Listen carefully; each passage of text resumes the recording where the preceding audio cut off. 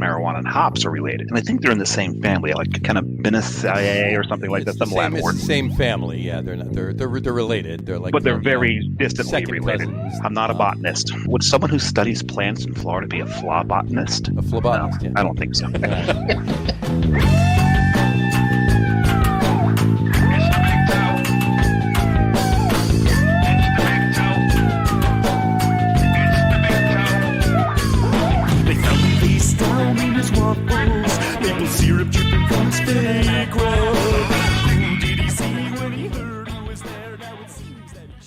All right, buddy. Welcome out to the Logroom Guys Craft Beer Show. Jersey Johnny coming at you. It is Wednesday. Sorry, no, it's Tuesday. Tomorrow's Wednesday. The sports show is on Wednesday. It's Tuesday, May 18th, 2021. With me, as always, is none other than Mr. Beer Samurai eating something. There he is right there. It's I love Reese's Day, so. It is I love Reese's Day. Wait, what is that you're eating? Reese's peanut butter cups. Oh, like these? Like those. Like these? You got two. I got four. Well, la-di-da. That would be more then. There you go. I also got these. I'm trying to figure out. You said these are good. Those are good. Are they? Those are good. So you pick them up. I'm gonna give those a shot as well because I'm starting to get hangry. Because I had a huge lunch, but unfortunately I'm on the downslide of that lunch. Is that right? Yeah. Well, cheers to Happy Reese's Day. Yeah. Let's do that. Oh my God, I hate when they double cup it. Double cup. There you go. Depending on what sport you're playing, you need to double cup it. So. Australian rules football, Australian rugby. You better double cup. Australian rugby or Australian rugby? Did I say rugby? You said rugby. Yeah. I got something in my mouth. Exactly. So I got comments already. Already? Yeah. Just good. Brian said sup, and then he said he doesn't do peanut butter. Does he not like it? Does he have an allergy? Did we figure out a way to kill our producer? Oh, I think we should get on that. No, I mean not getting on killing him. I'm getting on finding out what it is. I'm like, that's pretty harsh. What did you do? Oh, jeez. Anyway, all right. Well, happy I Love Reese's Day to everybody. It's also No Dirty Dishes Day, and so I did my dishes before the show, so I wouldn't have any dirty dishes back there. I fortunately didn't have any because we ran the dishwasher last night. So. Oh, good for you. There you go. Well, you eat dinner after the show anyway, so you don't have exactly. And the scintillating conversation that everybody's loving right now. So yeah, that's quite boring. Why don't we bring our guest on? Who's far more interesting than us. Far more interesting than either of us put together. Right. So we should sound the bugle because the show begins, and But just remember, on this battlefield, everybody wins. This is true. This is very true. Very true. This is true. So, with none other than. With less ado, I can't even fucking talk today. So it's the Reese's peanut butter cup. I blame the Reese's. There you go. That's what I blamed earlier. So below the bugle, let's bring them in. Without further ado, is what I was trying to say. Let's bring on Mr. Al Gattullo. There he is, right there. There he is, right. Gentlemen. How the hell are you, sir? I'm good. How you doing? Pretty good. Getting drunk on Reese's, apparently. Well, nothing wrong with that. Nothing wrong with that. No. Someone spiked our Reese's. Apparently. So, what are you drinking? I see you already got a beer open. I am drinking a Wet Ticket Hefeweizen. Very nice. This is probably one of Tim's best beers that he makes, and I'm really super happy that he finally decided to can it, because for the longest time all he was canning was the Kolsch, and I said, you got to can the Hefeweizen, and he finally took my advice. For nothing else, just make some for a couple cases for you. Right, exactly. Yeah. Exactly. Now, is it one of his best beers because it's your favorite style, or because it is actually one of his best beers? It's one of his best beers. I love the style, and there are not a lot of people that make a really good Hefeweizen. A lot of them are kind of mediocre, sure. Especially in this country. Obviously, you go to the homeland, and that's a different set of circumstances. But Italy, you're Italian. Yes, exactly. Exactly. Right in Italy. There's so many great Italian Hefeweizens. Right after the grapes, I tell you. Right after the grapes, they pull out the hops. It's exactly. So I'm surprised Stanley Tucci hasn't done it yet on a CNN show. Yeah, exactly right. But it's one of the first beers I think I had when Tim opened, and it is just, he nails it every single time. He doesn't try to do a twist on it, a variation, whatever it is. It's classic. It's clean. It's crisp. It's exactly what I want when I want to drink something light. I love this beer. It's fantastic. Perfect. Nice. There you go. Very nice. That's awesome. I love me a good Hefeweizen. That's for sure. Yes. What are you going to drink, John? What am I going to drink? Well, I'm gonna stay in the German family of beers, and since it is May, I'm going to drink a Maibach. It's actually Maybach Royales. I got one of those in my fridge. I'm going to have that next. That's awesome. Very nice. Very nice. Where did you get yours? Well, I got mine at Source. You got yours at Source? Just like Johnny did with his hat on there, and this is he got his at Source too. We had a nice conversation last Friday. We did. We had a little day drinking, impromptu. It was nice. Yeah. Nothing wrong with day drinking. No, but impromptu day drinking is better because I went there just to pick up my beer, and I was like, you know what, I'm going to have one, and then literally within 60 seconds, Matt sits down and he goes, "Oh, John Fladunk's coming." And I said, "All right, well, you know what? I think I'm just going to have a couple of beers." And the next thing you know, it was 3:15. Oh, exactly. Wow. Matt being our other producer. I think he might have chimed in already. Nope, not yet. Brian just said, "What? John was at Source?" Yeah, right. Big surprise. That's it. And then he actually also said, "If there are Italian Pilsners, why not Italian Hefeweizens?" So I think there might be. There's got to be. There has to be an Italian brewery that made an Italian. Paladin's got to have done one. Right. Funny story. When my beer show started, and hard to believe that it's already 5 years. I'm doing the show. Nice. The first year, my producer sales guy comes to me and he goes, "These Italian guys, they want to." They're thinking about sponsoring the show, and they have some Italian beers. They want to give them to you and take them home and, and sample them or whatever, this and that, and give me some feedback. Okay, so he hands me, every one of them was like a giant, and I wouldn't say a giant bottle, but like a 375 or a 750 of whatever it was. One was a stout, one was an IPA. They were trying to do all the different styles. Right. Every single one of the beers was terrible. It was some of the worst beer I ever had. And I went back to I said, I can't do this. He's like, "What are you talking about?" I'm like, "These beers are awful. If these guys pay money and I got to sit there and say these beers are great, they suck. Yeah. Like these guys got to get somebody different." I don't know what. They were so insulted. They were telling me about how the guy was a master brewer and this and that. I'm like, well, he needs to go back to brewing school because every single one of them, it was like drinking beer from, let's see, what's that brewery in Cranford that everybody hates on? You want to name it? Yale Terrace. Yale Terrace, yeah. The one that every beer is sour, and he's not even making sours. And he's not making any sours, yeah. No. Yeah. So, I think my first clue on that brewery was when I walked in, and they had a plastic tank in the back of the room as you walk up to the front of the brewery. And the guy goes, "Oh yeah, that's where we make the beer. Is that right? What else do you make in there? You do your laundry?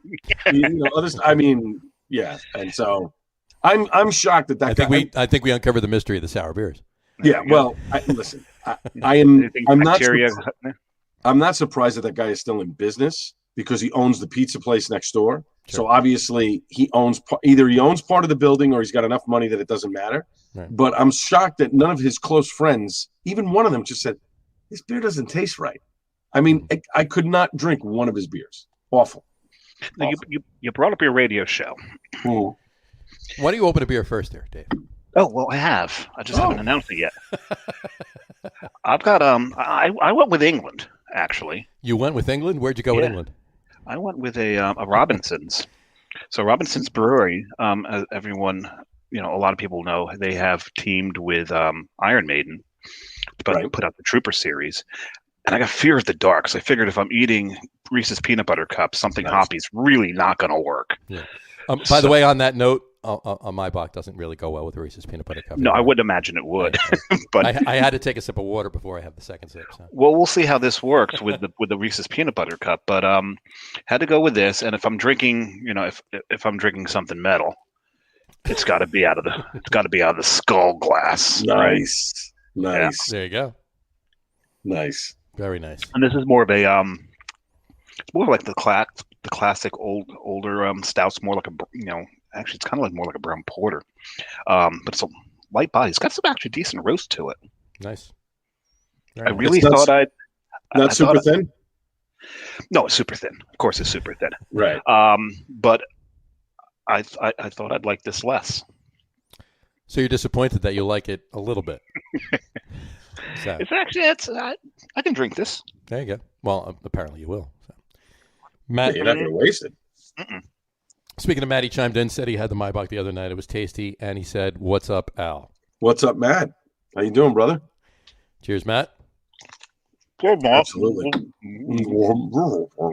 Brian had it too at the beer barbecue bacon fest. I think it's beer bacon barbecue fest. Beer bacon barbecue. Yes. How did you survive it this year, Al? Yeah, I'll talk about that for a minute. Yeah. Well, you know what? It's interesting. There were not as many food trucks as there were in previous years. Mm-hmm. So, I'm assuming it was because obviously maybe they didn't want to come because it was going to be too busy or whatever. I don't know. But she only had, I think she only had 5 trucks or 6 trucks. Usually there's 10. I was going to say 10 or more, yeah. Right, and obviously the original place that she has it, the field is much bigger, and so they're in a bigger ring around a circle. Mm-hmm. But in the men's sports arena, the field adjacent to the hockey rink, the field isn't as big. So she only had 5 food trucks. There was plenty of beer, but the food was really good. And you know what? I kind of liked that there wasn't a lot of food trucks because we didn't get overwhelmed, with 15 different things. The first year we did it, one of the guys who was making ribs, he brought each of us a rack of ribs. There were 5 of us. I'm like, dude, we're okay with 1 rack and we'll share it. We're okay with that. We're not, we're not Gavones. I mean, really, it's not that. So there's no 3-day meat coma afterwards? No, there was not. I actually came home and then went out to dinner. So I gotta ask, did you finish the rack? No, there was no ribs. Oh, that year? Oh, yeah, absolutely. Yeah. Can't go waste. Come on. Not a Gavone, but not a Gavone. 2 years ago, that's where we met. Judging that. That's correct. And I remember not wanting to eat for about a day and a half. I remember that because I got home and my wife was like, "Oh, so we're going out to dinner, right?" And I'm like, "Yeah, no, that's not happening. Sorry." I think it was you were the one that wanted to pull Scott Wells and sleep under the table. Yes. Yeah. I was ready for a nap halfway through. Absolutely. But I had to warn him that because we had so much beer that the ones I wasn't finishing, I was pouring under that table. Right. And I told him, I said, the grass there is drunk. You're going to get fondled if you lay down there. But I have to tell you, for the first event in New Jersey, since all of the restrictions and COVID and all that other stuff, I have to say it was great. It was nice to see people out and about and, walking around and having a good time. The social distancing thing, I think, kind of worked for the brewers the way she had them. They had to pour their beers into a pitcher. Then they had to take the pitcher and they had to pour it into your glass. So it wasn't, back and forth, leave it on the table. You take your cup. So I think from that standpoint, it kind of worked out. Some lines got a little backed up, but for the most part, I think it went really well. And listen, a lot of good beers. It was very difficult for us to kind of narrow down the winners, which was great. Some were, some of the brewers, it's the same old. I want, some variety and new stuff. And some of the brewers did. South 40 Brew, who won the most unique beer, they did a Saison, spring Saison, which was fantastic and was just completely different from what other people had done there, which was great. Who were the other winners? Do you remember? Bolero won the Pina Colada for the People's Choice, and then Ross Brewing won for their Royal Brew, their Belgian stout, big, the chocolate, dark, deep chocolate stout. In fact, John from Ross had given me 2 bottles about a month ago, and I hadn't cracked them yet. So that was the first time I actually had the beer there. Mm-hmm. And let me tell you something. That's a fantastic beer. It is very complex. It's deep. It's chocolate. It's roasty. It's got, that little bit of booziness to it, but not overwhelming. They did an excellent job with that beer. Nice. I got a bottle downstairs myself. I got to open it soon. So yeah, it's definitely a dessert beer. For sure. Or a fire pit night, and you want to crack it and just have it with share it with a couple of friends. But it is an excellent beer. They did a great job at that. Good. Very nice. Awesome. That's awesome. Yeah. So PJ's posting about it and boasting about it, and rightfully so. Rightfully so. It's a great beer. Yeah. Really talked about it on the show. That was one of the. He drank that beer on the show. Yeah. Is that right? Oh, yeah, wow. Yeah. Wow. So we did not. He did, but no, because neither of us had it. Yeah, I'm gonna have another. Psych.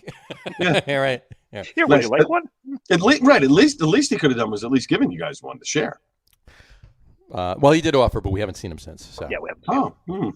Okay. There you go. Likely story. All right. There you go. There you go. We'll shame him into. Not as quite as mobile anymore. This is right. True. But I mean, for me, it was a good precursor to Atlantic City. If that's what it's going to be like now, and then obviously Atlantic City much bigger. bigger surroundings, a lot more social distancing and stuff. I think if it's done properly, and John always puts on a great event, it's gonna be a great time. Yeah. Hopefully the rain holds off, but Yeah, from what he told us about what he's done, the way he's laid it out. He even on the show he showed us the layout. It was great. We got to see the map.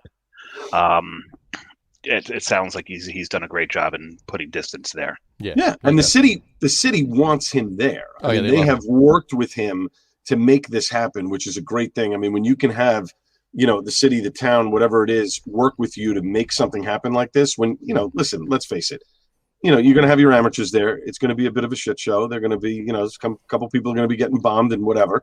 But the fact that they are working with him to make this happen, and the mayor has already told them, we want you here. We don't want you in the convention center anymore. We want you here. We want to be able to repurpose this field and use it for certain things. And this is the perfect event for it. And, I'm sure it's going to be great. And I would certainly agree with the mayor that I think that's the right spot to have it. Sure. Nice. Yeah. Outdoors, it's always fun. Yeah. The great thing is, even with rain, as long as it doesn't open with rain, it's great. Get about 5 or 6 beers into everybody, then bring the rain, and that's so much fun. Well, he's got to work on scheduling with the meteorologist. That's all. Well, you know whose event it used to rain every year. Do you remember the Garden State Beer Fest? Rob Stats used to put it on. Yeah. Okay. So the first couple of years, he had it in Berkeley Heights, in this little tiny field, right? They had like a red barn or something in the background. So the first 3 times I went to that event, it poured like there was no tomorrow. However, it was about halfway into it. Yes. You would start drinking. Everybody was, oh, yeah, this is great. Oh, it's humid. It's so humid. And then all of a sudden, about 2.5 hours in, the sky would open up. It would become a mud pit. We watched one guy one day. He started having sex with his girlfriend. He's rolling over this and that. We're like, what? It turned into Woodstock. Yeah, exactly. That's exactly what it did. And then when he moved it to Randolph, Anchor Golf World. Yep. Right. When he moved it there, it didn't rain again. Never rained again. No. The year I was there, I remember people belly sliding across the grass. Yep. They'd start up at the porta potties. Right. And just belly slide right into the woods. Yep. 100%. Awesome. That's funny. He put on a great event, though. Almost every year, not every. There's a couple that weren't, but almost every year that I did Tap New York up in Hunter, same thing. Rain most of the day, at least on the Saturday, or even a little snow. Actually, it's the end of April, the event, but it's up in Hunter, and that outside tent, which is the biggest amount of brewers outside on the bottom of the base of the mountain. And it's a mud pit out there. It really is. But again, like Dave said, you get 2 or 3 or 4 beers in, you don't care. Your shoes are dirty already, whatever. Have fun, clean them later. Listen, I already have one of those pocket ponchos that I'm sticking in my back pocket. It starts raining, boop, boop, the poncho goes on, that's it, I'm done. I'm good. Well, you're the guest on this show, so we need to talk more about you than we've talked about other people's events here. Okay. I want to just throw this out there, by the way, too. I'm sorry. I don't want to interrupt again, but Matt said he helped brew that stout, talking about the Brew Royale. Oh, that's right. I thought you were talking about the Trooper. And then he said, great recipe by PJ. So there you go. I remember he mentioned that to us at Source on Friday. And yes, he did. And then Brian said South 40 was definitely good. Wants to visit them. He hasn't. Here, I'll just throw it up. I'm actually, oddly enough, we're going to talk about my radio show. I'm interviewing the owner of South 40 this week, and I'm going to have it on. I'm not doing it this weekend because this weekend is going to be a little bit of a special show. Next weekend, for Memorial Day weekend, I'm going to air that interview. Beautiful. So tell us the details of your show. Yeah, go for it. So my show is basically we talk about beer. Obviously, we try to focus on New York and New Jersey breweries, but also restaurants and other things as well. The show is basically about small businesses. But we feature obviously other breweries from across the United States. We've had plenty of the different brewers on, from Stone Brewing to Founders. A lot of the local guys have been on, although Augie has not been on the show yet. I did have Michael Caine on once at the very beginning, which was good. Mike was very good. He was actually a lot of fun to talk to. I know everyone go, what? It's a lot of fun. He was. He could be a little dry, yeah. But he was great. And what I want to do is to spotlight these small businesses and give them a push, when needed. If they need some help in getting a message out there, or they need they need the platform, I want to give it to them. Now, the show started in a very funny way. So fast or rewind to 6 years ago. It is the summer of 2015, and I am at my community pool in town in New Jersey. And my buddy calls me and he says, "Hey, I just got laid off. What are you doing?" I said, "Well, I'm at the pool with my son. Why don't you come by? And, we'll go for a swim." Okay. So he pulls up, whatever, he gets out, comes out. I'm lathered up with all, sunscreen. My son's in the pool. I'm just about to jump in. I see my friend, and what happens? Can everybody please leave the pool? There's been an accident. So apparently some kid took a dump in the pool. So picture it was a day bar. Yeah, exactly. Yeah. So picture 90-degree day, and now this kid's taking a dump in the pool. The pool's closed. What do you do? So I said to my friend, I said, "Listen," I said, "I just got some beer from Coronado Brewing out in San Diego. Come back to my house. We'll have a couple of beers in the backyard." All right, great. So we start drinking. I take a picture of the beer. I tweet it out. Within 2 minutes, I get a follow from Coronado Brewing and a message from one of the PR people. And she says, "Oh, I'm originally from the East Coast. Thanks for showing us some love. What's your address? Would love to send you something." Okay, so I send her my address. I'm figuring, a hat, a sticker, whatever, a T-shirt, this and that. 4 days later, I get a box of beer, T-shirts, hats, a sticker, all this. I mean, there was at least like a case of beer in this box. I couldn't believe it. So I'm doling it out to friends and giving it to a few people, this and that. And my friend who was at the pool, he says, "You should do a radio show on this." And I'm like, yeah, all right, whatever. So another month or two goes by, and I start taping these little YouTube videos reviewing different beers. One of the sales guys that I work with sees it, and he says, "We should do a radio show." I'm like, yeah, whatever. Christmas party comes that year, and my boss comes up to me, and he says, "So I hear you want to do a show about beer." You were already doing a radio show at the time, right? Right. I was with Joe Piscopo at the time. Right. So we do a political talk show. That's my 5-day-a-week job, right?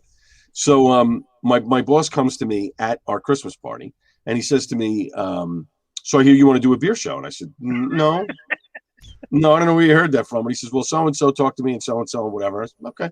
He says, "Well, listen," he said, "I saw one of the YouTube videos. Looks great. If you can sell it, then you can do the show." So I said, "Jerry, that's great, but you're drunk right now, and so am I. So why don't you tell me this on Monday?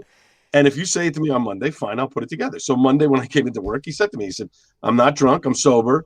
If you can sell it, you can do the show." And, a couple of months later, we had the show rocking and rolling. So if it wasn't for the kid taking a dump in the pool, we would never have. Who knows what would happen? Yeah. Right, The exactly. kid took a dump, and it turned into a payday for you. There you go. Bingo. There you go. Hopefully, So, thank you to that kid. Eventually, you probably would have had the Coronado beer, but Right. But would you have taken a picture and tweeted it at the right time? And so It's a better story the way he tells it. No. Yeah. Of course it is. But, so but yeah, let this be a lesson to you kids. Shit pays. There you go. Yes, it does. There you go. So the station, the time. So we're on Sunday nights, 11 o'clock on AM 970, The Answer in New York. Full disclosure, I do tape the show during the week because I work a morning show where I have to be up at 3 o'clock in the morning. So I tape the show during the week, and then we air it on Sunday nights at 11. And then usually a couple minutes after the show, the podcast version of the show goes up. You can download it. You can listen to it whenever you want. We were going to do a live show at first, but then I said, you know what? It's an hour long. It's not super topical where I need to be live all the time. So they were happy to have me tape it, and makes it a lot easier. You'd be surprised at how many radio shows are actually taped as opposed to being live, especially on the weekends. So, yeah. Absolutely. They definitely. So, but it's fun. I have a great time doing it. The free beer is nice. I mean, I'm not going to lie, but it's great to be able to discover a lot of the stories of how people got into beer, why they wanted to be. So, some are, I started brewing when I was 14 years old, and then others kind of just stumbled into it where, my mom bought me a home brewing kit when I was 22, and I fell in love with it, and I decided, that this is what I wanted to do and start brewing beer. And some of the newest people that are brewing beer in New Jersey, Lions Row Brewing in Westfield, it's a husband and wife team. And we had mutual friends. They worked for Major League Baseball, so we knew sort of the same people. And turns out the husband used to brew beer with his dad. And that's how we got this love of wanting to brew beer, because it was something that he could do with his dad. And they had a bond together. And the father passed away a couple of years ago before they could open the brewery. And he said, you know what, this is what I want to do. I want to open up a brewery, and left a job in Major League Baseball to start this. And, that's a big leap when you have a young wife and a family and Oh, sure, responsibilities absolutely. and all this other stuff. So it's a cool story. Now The stories are definitely the best thing about doing it's this. the And reason John and I do this, right? Yeah, absolutely. And so wait a second, back up something. You can do a show and get free beer from it?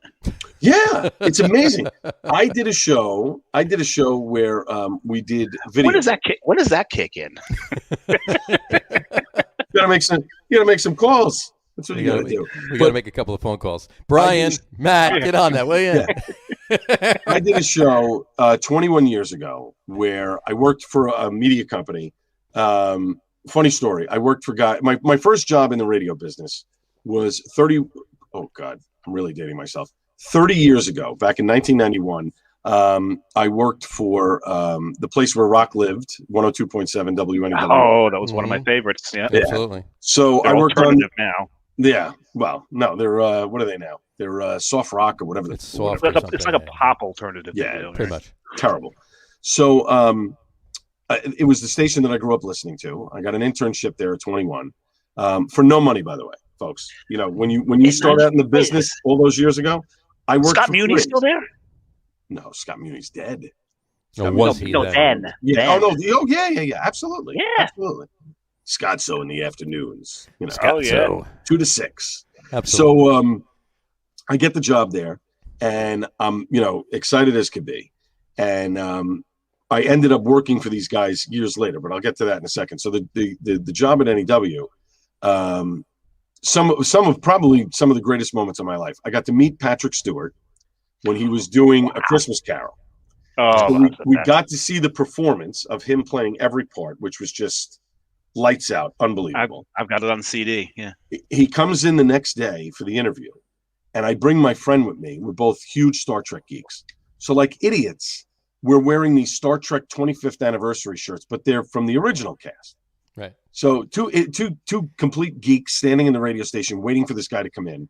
And the studios were not that big. They were very small. So Tiny. Patrick comes off the elevator, and I go to greet him, and I say, Mr. Stewart, I'm a big fan. I love the show. Watch Next Generation all the time. You were great in Christmas Carol. He looks me up and down for about a half a second. He goes like this, and then he goes, "Thank you. Pity about the shirt, though." And he walks away. I'm like, wow, just a shot right in the heart. I'm like, all right, thank you. Yeah. So at one point, I get a picture with him, but he doesn't know we're taking the picture. So we're behind him in the studio, my friend and I, and the producer takes the picture of us. And then the producer, who's my boss, turns around to try and make a Star Trek joke. He takes his Sony headphones and he goes, Patrick, look, I'm Geordi. And he lowers the thing to his eyes like the visor. And he's trying to make like that he's wearing a visor. And Patrick Stewart just looks up at him and then looks back down at his notes. It was hysterical. So fast forward, I work with these guys years later at a place called IATA.com. It was talk radio for the internet. It was we started in 1999. We ran out of money by 2001. It was when they were giving .coms boatloads of money, right? Mm-hmm. So one of the shows that I produced, as you see, I get my long circular way of getting to the point of the story here about getting free stuff.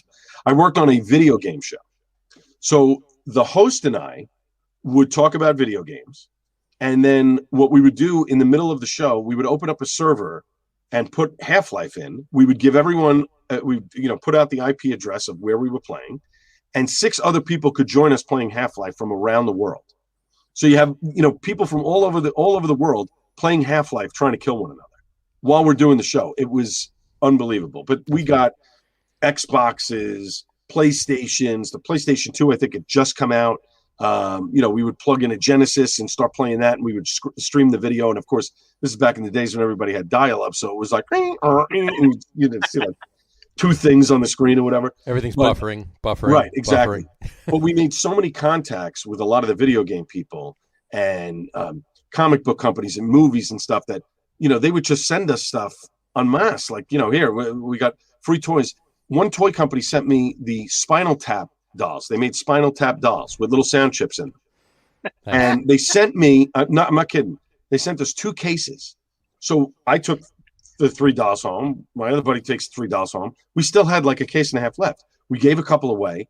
And then I ended up trading the Spinal Tap dolls to one of the big head editors at DC Comics, who gave me like these hardcover paperbacks that I wanted in exchange for these Spinal Tap dolls. Mm-hmm. Like that was the trade. I was like, "Do you want money for the paperbacks?" Said, "No, I like those Spinal Tap dolls. Can I get a set?" I'm like, "Yeah, I could do that. That's not a problem." So, you trade off. But it was unbelievable. The amount of stuff that we used to get was just ridiculous.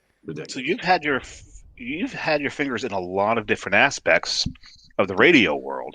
Oh yeah, and you're even in sports. That's correct. I do. That's why I wore this shirt. I like that because those are the two teams that I cover. You are the ESPN voice of the Jets and the Giants, right? Mm-hmm. So what I do is I cover them nationally for the network. Basically, what I do is during a game, when a team scores, I give a quick 20 to 30-second update that you can hear nationally. You can't hear it locally in New York, but you can hear it across the country. And then after the game, I go down in the locker room, and the producer and I would get a list of players that they want to interview.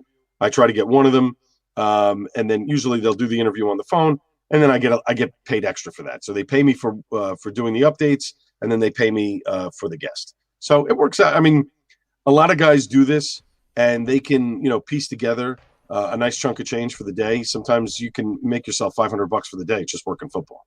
Sure. So it's nice. It's a little extra scratch. That's all. So you worked. You started back at 102.7. Right. And then, of course, upstairs from 102.7 was... Well, not at the time. See, when I worked in NEW... This is 91, right? This is 90, yeah. Right. So when I worked there, it was the old studios on 3rd Avenue and 42nd Street, which was where the last Automat was on the first floor. I don't know if you guys remember the Automat. That's right. My father loved those. Yeah. So the Automat, for you youngsters out there that didn't know, you walk in, it was basically this cafeteria-style restaurant. And you walk up to these shelves, and the shelves had different sandwiches and fruits and desserts and all kinds of stuff. And you would put money in, coins, to the corresponding thing that you wanted. Then you'd open up the door and you take the sandwich out and, unwrap it and you'd eat it. Or you get a cup of coffee or whatever. So that Automat was there. I think the Automat closed in 93. Early. And then it just reopened one in Jersey City.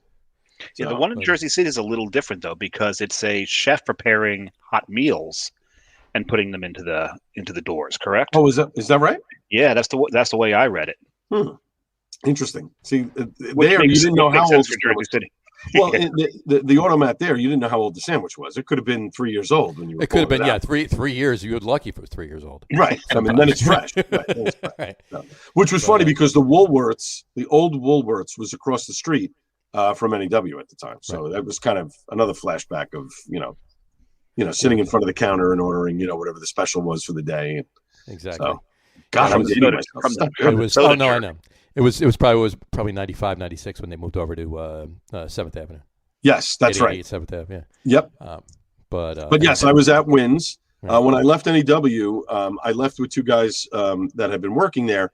We started, or they started, I came in as an employee, but they started their own radio station. They bought time from a Korean owner who owned 105.9. And we did the mornings there, 6 to 9 a.m. It was called Radio Free New York. And we were the first radio station in New York playing a lot of alternative music that people weren't playing. We had bands come and play in this custom built studio that we had. We had a guy vomit on the air while he was singing, which was great. That was always a fun thing. Wow! And we thought we had it when Augie peed on the air during our podcast. See? Oh yeah. No, more than once. But no, vomiting. That trumped. I'm trying to remember the band. I think it was Screaming Trees. I'm not 100% sure, but I remember he was singing, and then all of a sudden he looked at the guitar player and he just said, "All right, man, just go for it." And he turned around, grabbed the garbage pail, and just threw up. We were like, "Oh, okay, good, all right, cool. There you go. Yeah, great." There you go. That was radio too. Yeah, I mean, exactly. Augie didn't pee in front of the screen on the podcast. Though. Right. We did hear him off to the side though. Right. So. We had Bare Naked Ladies was one of the big bands that came up and played with us. In fact, they did an all acoustic set where they created a song right there in front of us because all the people that were there, we had like 15 listeners or whatever, 20 listeners that were watching. They knew the words to all the songs, so they said, "We're going to do a song right now you don't even know the words to because we're going to make it up right here," and they did it. I mean, a 4-minute song was hysterical. The drummer played the drums on a suitcase. Nice. So just wild stuff. We had a blast. They're good guys. I've met them before. They're good guys. They did something for me years later, which was hilarious. So I was working for a syndicating company in the mid to late 90s. And the woman who was my boss, she would wear this ratty sweater when it got cold in the office. Right. And the thing was disgusting. And everyone was like, Connie, why don't you just bring something new in, or a sweatshirt or something? No. She said, I like my sweater. So she goes on vacation.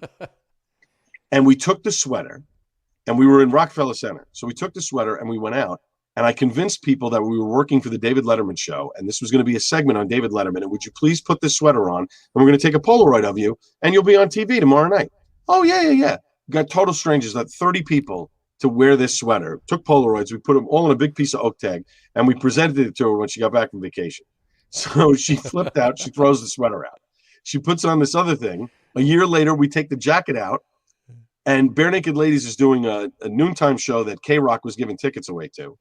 We go down there. I go backstage, and I ask Stephen Page, would you hold this jacket up so we can take a picture? And he's like this.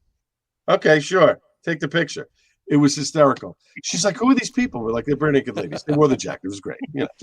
That's funny. That's great. You got to have fun. You got to have a little fun. Yeah. Al and I actually uncovered something the other day while we were sitting in our impromptu day drinking session at Source. I worked for a radio station, 1050 AM WEVD, and they had been bought out by Disney for ESPN Radio, which was being broadcast by ABC until everything got set up in New York. Right. The night that was the last night of WEVD, I was the one that basically flipped the switch on EVD, turning us off the air, and I was the guy who flipped the switch to turn ESPN Radio on the air. So we sort of worked together simultaneously, flipping switches. Exactly. Yeah. Dave is thrilled by this. Oh, he is. He's scintillating conversation. Dave is like, yeah. I've been kind of told to shut up. I did not. Yeah, you did. I did not tell you to shut up. I laughed. He was segueing too much. I told him stop segueing. But he's a funny guy. Anyway, so now let me ask you, when was it first? What was your first love, radio or craft beer? Oh no, radio. Radio is something I've always wanted to do since I was 12 years old. I mean, if I was drinking at 12, well, I had my first beer at 13. So I was going to say, it might have been close. But it was a Budweiser. So, I mean, does that really count? No, it never does. And somebody $2 did you ever actually enjoy, and I don't mean anything by this, obviously, to anybody out there that does enjoy Budweiser, and that's fine, knock yourself out. But did you actually ever enjoy drinking Budweiser? In the beginning, when I first started, no. But, there's nothing like playing a softball game and you finish and you crack open, whether it's a Bud or a Coors Light, and you just, listen, we all know it's essentially water with some rice, thrown in and whatever. But an ice cold beer on a hot day like that, there's nothing better than that. And I don't care what it is. Oh, yeah, you take one out of the back of the fridge after mowing the lawn. Exactly. Right. Exactly. I was just going to the point that it could be 3%. It doesn't matter. I was just going with the point that, like, when I was like 15 or 16 in one of our friends' house, and he said, "Oh, we got some Budweiser." So I'm like, "Okay, do you have any soda?" Because I didn't want the Bud. Oh wow! Look at you, picky at 15. No. I'll drink any. I would have drink anything, but Budweiser always gave me a headache. Even not the next morning, like right after I drank it. Oh, really? A headache from it. Yeah. I've got a. John's heard my theory behind that. What's that? What is it? Tell us. I actually think they put MSG in it. Really? You think? Interesting. It's an interesting thought. So that's why all those Chinese. Don't they have to disclose that though? No, in beer you don't have to disclose ingredients. That's right, because there were a couple of lawsuits about that. You have to disclose ingredients to the TTB though. Yeah, but not to the public. Right. No, that's true. I suppose it's Brian said it's the Beechwood chips. He said that's what it is. But no, my first love has always been radio. Yeah, definitely. When I was 12, it was the job that I wanted to do. My dad had taken me to go see the third launch of the space shuttle in Florida, and I had a little tape recorder and a microphone, and I recorded the entire launch. We were about 7 miles away from the launch. We were actually, like, you could turn around and see the vehicle assembly building right behind us. It was maybe a half a mile away, and I recorded the whole thing and I brought it back to my 6th grade class and I played it and everybody loved it. And I was like, the king of the castle for like 5-6 days. Like, oh wow, did you hear Hal's recording? And that was the bug. And I said, this is the job that I want to do, and I'm going to figure out how to do it. And I had no idea. And then of course, like a month later, I'm like, I'm going to be the new Walter Cronkite of, whatever. That didn't work out. Fat slob that I am. But it's just something that I always wanted to do. And, I went in a different route than most people would. You got all these great broadcasters. They go to Syracuse. They go to Fordham. They go here. I went to the College of Staten Island, and then I went to a trade school, the Center for the Media Arts, to learn all about radio and television. So There you go. There you go. Yeah. But it's been a rewarding career, and you were able 100%. Absolutely. 100%. You love everything, every minute of what you do, and you're able to include craft beer at some point into it, too. Yeah, exactly. So and it's a beautiful thing. I've not regretted any jobs that I've taken. I have, They've all made you who you are and gotten you where exactly. Like, I look at it. There was a brief period of time where I wasn't in the business and I was working somewhere else, and I still kind of had my toes in the business. And then I got back into the business again, and I said, I'm never leaving this business until the last door shuts. I am sticking out. I'm sticking this out because this is exactly what I want to do, and I'm happy when I'm doing it. And it's taken a long time to get where I'm at, where I'm comfortable and a steady job and a good paycheck and all those other things. And it's hard work and perseverance, but I love it. And I wouldn't have changed anything for it. That's great. That's definitely great. I know you have something, an impromptu quiz that you want to ask. You want to ask? Oh, no, now you're segueing, and I'm not there yet. It's good. The camaraderie and the teamwork here. I tell you, we go back and forth. We usually before the show. Well, we usually. I was dealing with a flat tire on my Jeep before the show, so we didn't get our prep time. So got it. I blame Matt. I blame Matt. All right. Do I have time to go grab another beer? Go. Guys, vamp. All right. Absolutely. I'm going to grab another beer. Because I think I need to add something to the quiz. You're going to add something to the quiz from what we talked about before? No, I'm joking. I was going to add something, but I don't know if we want to go with the stick to what I had it or go with the regional like you suggested.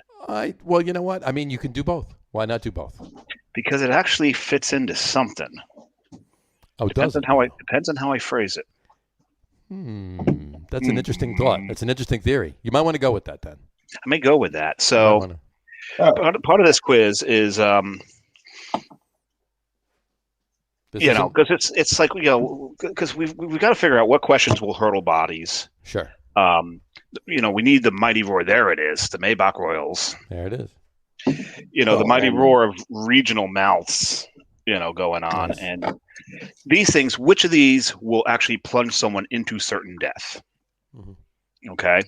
Now we're going which of these controversies will plunge someone into that? That's what he's talking about. Yeah.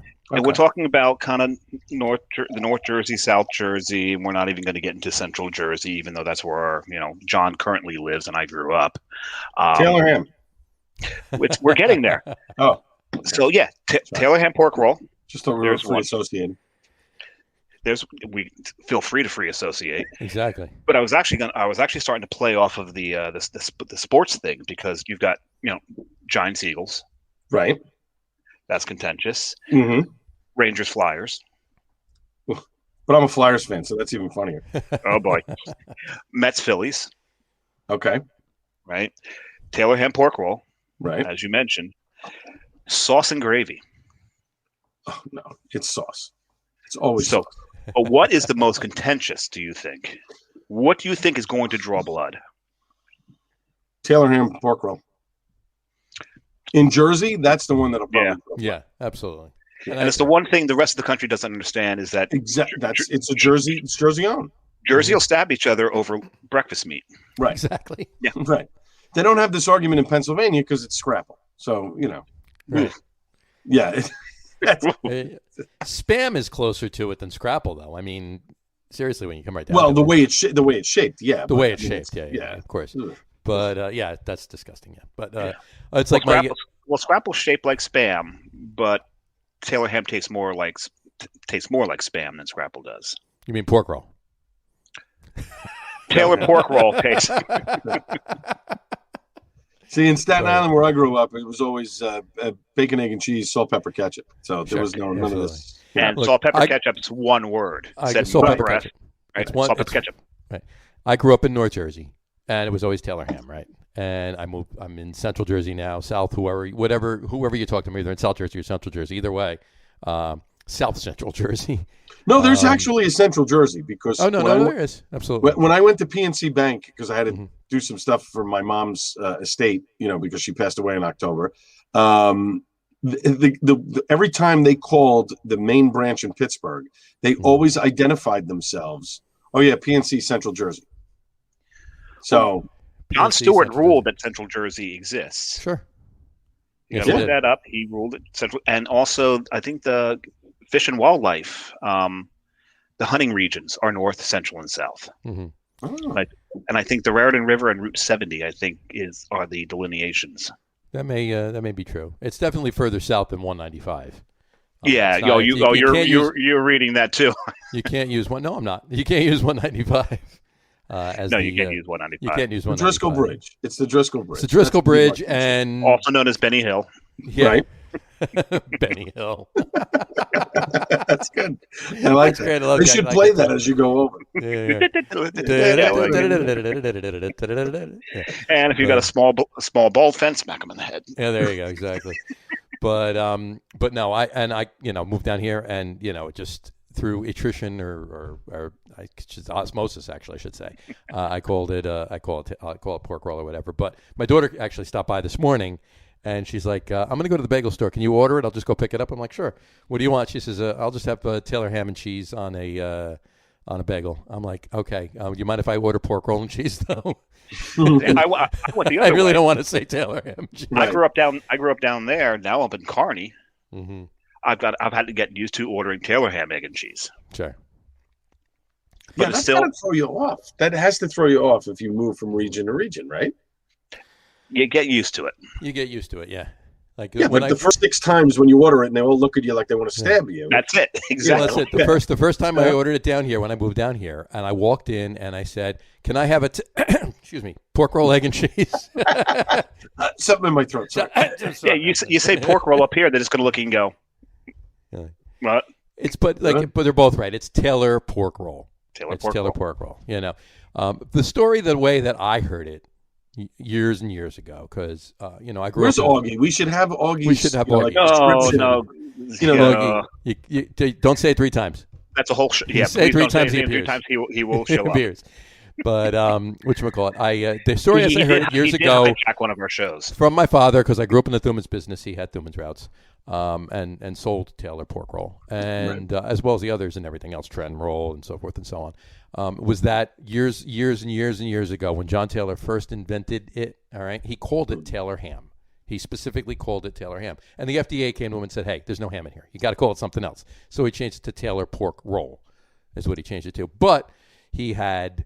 He had already done the damage in North Jersey where he was pretty much promoting it in the first place, and everybody just caught on saying Taylor ham, Taylor ham, Taylor ham. So, once it finally trickled down to South Jersey, it was already Taylor pork roll, so they called it pork roll. So that's that. There you go. Both of our producers have warned us that we've said it twice. Twice. Now. We said please don't say it again. We said that name twice, so we can't say it again. So anyway. So, but there's a question from the Peanut Gallery. There is a question from the Peanut Gallery. Here, I'll just put it up right here. All right. Brian wants to know, what high school did Al go to? New Dorp High School. I graduated from. New Dorp High School. That's right. In the central part of Staten Island. There you go. So there's a Central Jersey, and we were known as the New Dorp Centrals. They've changed it now to the New Dorp Cougars because nobody knew what a Central was. Everyone's like, "What's a Central?" We're like, "Dopes." The high school's in the central part of Staten Island. That's the Central. Yeah. Figure it out. And there's enough Cougars on Staten Island. Yes, there are. Yes, there are. Brian graduated from Port Richmond. So North Shore.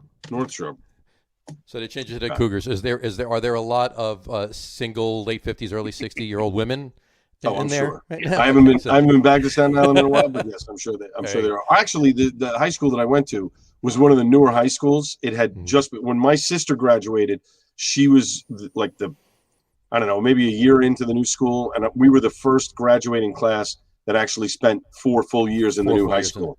Yeah, so they built it in the early 80s, and state-of-the-art building. We had a brand new track, football field.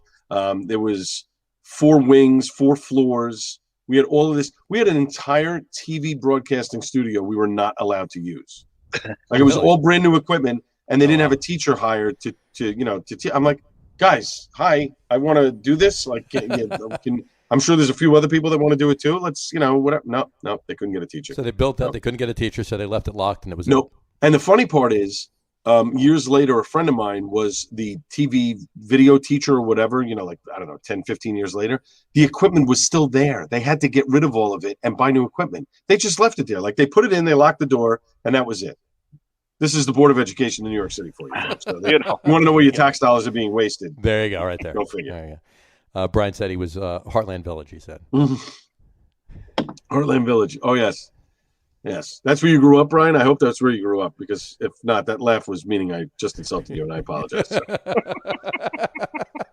I'm drinking. I'm not responsible for anything. Not responsible for any chuckles or snorts or anything. That comes out of your nose. So you had to see us on Saturday when we were walking up to the bandstand to make the announcement for the winners. Mm-hmm. So it's me, Peter Koulos, and who else was with it? Oh, Mike Kivowitz. Yeah. And we're walking up. Was Scott's hand still up his ass at the time, or was that prior? No, it was not. No, that was prior. And then Peter's wife, Deb, Jenna Inner-Simone, and Chris. And, Alice and Chris, are waiting for us. Mm-hmm. And so we're walking. Oh no, Chris was walking with us. So it's four of us, and we're stumbling. Like you have to see, we're like four of like, okay, we got to make the announcement. I'm like, we can't really be that drunk. We didn't drink that much. Oh yeah, we did. I mean, it was. Oh, I saw the trays brought. Yeah, you guys drank a lot. We did, but it was good. It was a good time. Brian said yes. That's where he grew up. Ah, very nice. So there you go. Very nice. Apologize, Brian. Sorry. Or let's laugh at where Brian grew up. One or the other. No need. No. Heartland Village was by the Staten Island Mall, so everybody thought that was like mutant territory. So I spent I spent many a time over in my younger days of high school days, I should say.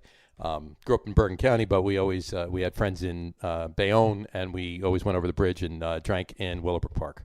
Oh, there you go. So, okay. Yeah, Willowbrook Park, not that far from the Bayonne Bridge. Right over the bridge, bing, bang, boom, you're right there. Yep. And absolutely. Straight shot back to Bayonne. Listen, Staten Island had some charm to it growing up. I enjoyed living there. It was a lot of fun. It was. I'm still very close to one of the guys that was with me at the beer, bacon, barbecue thing. We're best friends. We've known each other since we're 7. Our houses were, in back of one another. I mean, nice. And we've been friends ever since. You made great friendships there, and it was a lot of community. But in the last 25 years, they have overpopulated, overbuilt. The block I grew up on had 8 houses. There are 16 there now. Oh, I mean, it's just wherever they can drop, 3 houses, they put it down there. It's horrible. It's horrible. Brian said he hates Staten Island.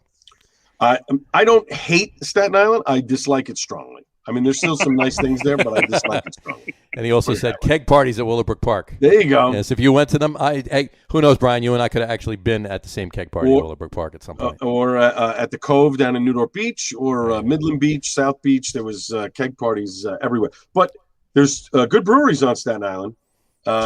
Killsborough, over on the North Shore near the Staten Island Ferry, is just unbelievable. I mean, you want to talk about top notch. No joke. They are actually building. They have a very small brewery inside of a restaurant that is barbecue and whatever. And the name is escaping me because, of course, I'm drinking and I can't remember. Craft House, Staten Island Craft House is the name of the restaurant. But Killsborough brews their beer inside of there. But Sean Torres, the owner, is now building out an actual brewery and a tasting room, which obviously because of the pandemic, this was 2019 he was starting. So I think by the end of this year he's going to have it open. Don't quote me on that, but he makes some unbelievable beer. Nice. They really do a great job. Flagship is right down the street from him. Sure. They do a really nice job. They have a nice, real nice facility. Trying to think who else. There's one of the brewer on Staten Island. I can't remember off the top of my head, but Killsborough is just phenomenal. If you get a chance to get over there. Yeah. I avoid Staten Island. All right. Then I'll bring. You know what? I'll get some and I'll bring you some. How's that? There we go. There you go. Done. Yeah. Or I may have to make an exception. I'll open the second beer. I'm gonna open my second beer. Which is from Rhode Island. Yeah, I wonder where I got this. Brutella. It's a dessert stout. Ooh. And I'll give you what type of chocolate and nut is in this particular. Gee, could it be hazelnut? Hazelnut chocolate. Could be. Brutella. So I'm gonna crack this open, and let's see how it held up. Let's see how it held up. Yeah. I'm sure it did. It's not that old. It's a stout. Stout. It's an 8% stout. It's not like it's held up. It's not like it's a 4%. So there we go. I have to tell you, this Maybach from looks pretty Source good. Is oh my god. Oh wow. Oh, I gotta get one of those brewery strong glasses. Yeah, that's a nice glass. It is really. I love this thing. It's Axe and Arrow. That's cool. See it really, but yeah, it looked a lot like the. We just picked up a couple of the. Oh my god, the nose is still great. So. Still good. That style of glass at Two Villains. Perfect. It's delicious. Is it still good? Delicious. Yep. Yeah, it's basically a stemless teku, right? It's a stemless teku, yeah. Yeah. So, what are you drinking for your second one there? Oh, geez, this will give you an idea of my bravery. First, I'm going to show the glass because you won't see the logo on the glass. I'm going to do drink logo. Oh, I like that. This is kind of ironic because it's a Jersey glass, and a lot of people associate this with Jersey. But so you having a Mick Ultra? Is that what you having? Yeah, there you go. I don't know. Interesting. But 2SP and Wawa. It's a Pennsylvania company, Pennsylvania brewery. Yeah. I got to ask you, Wawa's listed first. So is it Wawa's brew and 2SP kind of collabed with them, or were they just nice in the when I texted it to you, I was curious as to where to go with that. There you go. Well, it looks like it's got a little bit more body than the Trooper. There you go. And that is a Holiday Reserve coffee stout, correct? Yeah, so it's nice and fresh. Well, it was Mother's Day. That was the holiday. Yes, because red and green is a good. Mother's Day colors, absolutely works. Yeah. Absolutely. At Easter, it was Easter. Oh, a little heavy pour there. I've done worse. Okay. So has Liz. Quite worse. Yes. There's a term that I learned when I was up in Rhode Island called Liz pour, and she's pretty well known in the industry. She's not in the industry. She's just like myself, where in Rhode Island. She drinks a lot. She's actually related to Greg Taylor from Source. Actually, yes, actually, ironically, yes, she is. Yeah. But she gets so excited about any beer that she pours that she overpours the hell out of all of them. And a lot of people, anytime that they do that in Rhode Island, they hashtag it LizPour. Oh, that's great. That's great. So that's pretty cool. That's funny. She was there to announce the tasting room opening for Crooked Current. Did you see that, John? I did see that. Yeah. I did see that. Yeah. Very nice. We still got to make that trip up there. All right, so you've had 3 sips. Yeah. What's the verdict? Yeah, you know I like this. This held up very nicely and it's very tasty. How do you feel about that? Wish I had your beer. Case in point. All right. And there you go. I've got the palate cleanser. I've got one of these left over that I reserved for the end of this. I could probably have this other Reese's peanut butter cup because this is probably going to go good with the hazelnut and the. Yes. Yeah, that should go nicely. Should. Probably will. I'm gonna imbibe in. What it should do is it should open up other notes in that stout that you didn't catch the first time. This is very true. Right? So I think I will do that. Oh. That guy. All right. Ooh. Now we're rock and rolling. What do you? Oh boy. Well, its age is showing in some metallic taste in there, so we're back to metal. There you go. Well, you were going that route anyway, so you might as well stick with it. There you go. Oh my. There you go. So now that you're drinking a Maybach, so that is I'm talking to Al, obviously. Yes. So that is a. I don't know what I'm drinking. It says coffee stout. It's something metallic. We haven't. It's figured something it out metallic. You haven't figured right. it. Putting a figure on it. Yeah. If he starts banging his head, then we know what it is. So now that we're both drinking, dessert stouts of sorts, why don't we jump to our top 3s right now? What are they? Well, our top 3s this week. Here, let me put up the banner, and there's going to be a little twist. We foreshadowed it earlier. We foreshadowed it earlier, but right. there's going to be a little twist for Al because he isn't aware of exactly what we're doing. I warned him. You warned me. You warned him. I warned him. You. I warned him. No, come on. I'm not gonna do that to Al. I'm not gonna leave. So he's hanging. gonna pick one other one. I mean, come on, big deal. So anyway, tonight our top three is top three favorite Hefeweizens. So there you go. Nice. But the twist is it's going to be top three favorite Hefeweizens other than Weihenstephaner. There you go. So we know full well, pretty much full well, all three of us are going to pick Weihenstephaner Hef as our number one. So well, look, they've made beer since 1040, right? I mean, they kind of have gotten it right. Exactly. In another 19 years, the beer will be 1,000 years old. Right. So you would think they dialed it in by now. They've dialed it. So one little tweak. One tweak around 1560. Wouldn't that was great? it. They were good. Wouldn't that be great though? 999, and the guy's like, yeah, you know what? I think we need to change a little bit. What? There's one thing, right? That would be funny. I got a great. No, listen, it's gonna be great. It's gonna be great. What? Got to taste this. Right. It's good. All right, brew it with bubble gum. We're going east. We're gonna brew it with bubble gum. So this Wawa coffee stout. 10 guys chewing it, double bubble. Okay, throw it in. There you go. I'll tell you one thing. This Wawa coffee stout it tastes like they use the coffee from like. Have you ever been like in a tire shop? You're waiting for your tires to be changed, and there's the coffee maker, and the coffee's been sitting there. Yeah. They go, have a cup of coffee. You want one? Okay. We just brewed it last week. Go have some. With that powdered cream. Right. It's not even the Cremora just sits on the top, and you're like, not gonna go in. Exactly. What's the term I used earlier, John? Craptastic. Craptastic. Exactly. I'll tell you what. I don't think Al or I will have a problem with you leaving your seat for 30 seconds or so, and getting another beer. No, I'm going to drink it. You're going to drink it? I will probably get another beer afterwards. But every time you drink it, you're good. Like you're grimacing, like you're going to vomit. Okay. I'm going to take a couple of screenshots of that, and it's going to go on the website. So this is sacrifice for the art. There you go. That's what it is. He's sipping that like he's sipping Robitussin and making the face.